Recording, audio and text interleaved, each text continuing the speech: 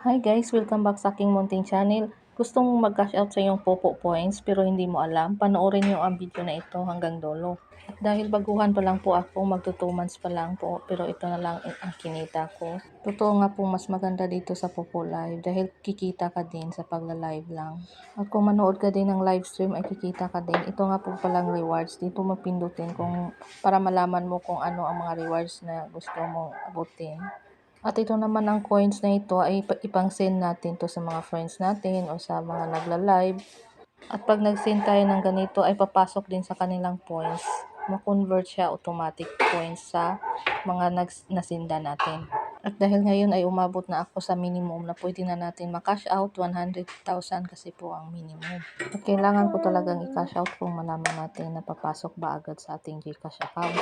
At yun guys, pindutin ko na nga po itong points ko para ma-withdraw ko na at nandito na nga po tayo. Hintayin lang natin dahil naglo-load nga po. At ito na nga po guys, na-open ko na po, makikita natin yung kinita natin sa party at sa platform rewards. At dito na nga, pindutin na nga po natin yung withdraw now. At makikita nyo naman na yung GCash account ko ay nakabay na dito sa Popo Live dahil yung pag unang register ko dito ay nabayin ko na agad. Pero kung sa inyo, kung wala pa, ibayin nyo lang muna. Bali, i-link nyo pala yung GCash account nyo dito guys para automatic ma-cash out nyo papuntang GCash. Pwede din naman AP, SDT at Maya, Como. Yan, ibayin nyo, i-link nyo dito sa inyong Popo Live para pipili kayo kung saan kayo ma-cash out. At kung ganito ang nagpa-pop sa inyong screen guys, please complete the payment method first. Go to complete.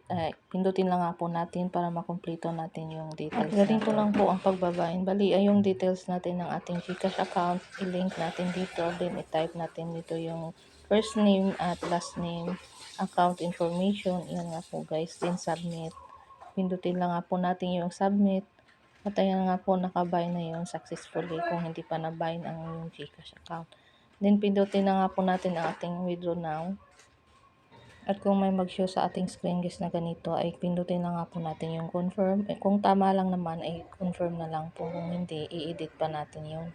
Para hindi tayo magkamali sa ating pag-withdraw guys. At automatic nga po yung papasok sa ating GCash account. Ayan guys, i-confirm na lang natin. Pero kailangan din nating i-type ang ating pin dito sa ating Popo Live guys para makita natin. Ayan nga po, withdraw amount then 9.78. May kaltas po tayo dito. May transaction fee nga po pala dito kay Popo pag nag-withdraw nga po tayo dahil $10 dapat sana to. Then naging 9.78 na lang. Pero mas lalong okay lang din naman kasi kikita naman din tayo. May nakalimutan nga pala ako guys, yung country nga po natin, Philippines dapat yung nakalagay dyan sa may tabi. Mga 1 AM nga po pala ako nag-withdraw, then i-check ko nga po ngayon malapit na mag 2 AM. At ito na nga po, masok na nga po yung withdraw ko kanina. May konting balance pa naman to ang aking GCash account, kaya nadagdagan naging 636 na nga po siya dahil nag-withdraw ako galing kay Popo. At napaka-legit nga po talaga nito ni Popo Live dahil kumikita ka talaga ng totoo. At yung sa asawa ko naman ay ika-cash out ko din yun kaya exciting na din mag-cash out doon sa kanyang account. At yan lang guys, kung nagustuhan nyo ang video na ito, follow for more new videos tutorial. Maraming salamat.